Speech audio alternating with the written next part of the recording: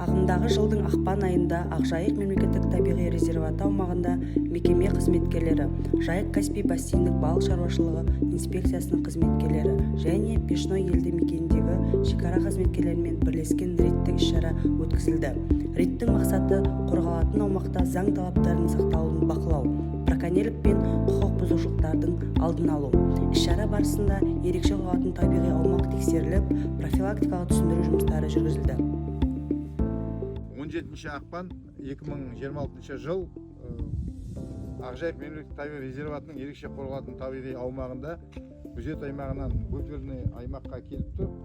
Бүгін ерекше қорғалатын табиғи аумақтағы қазір 42-ші квартал 47-54 теңіз жағалауын аралап күзет жұмыстарын жүргіземіз.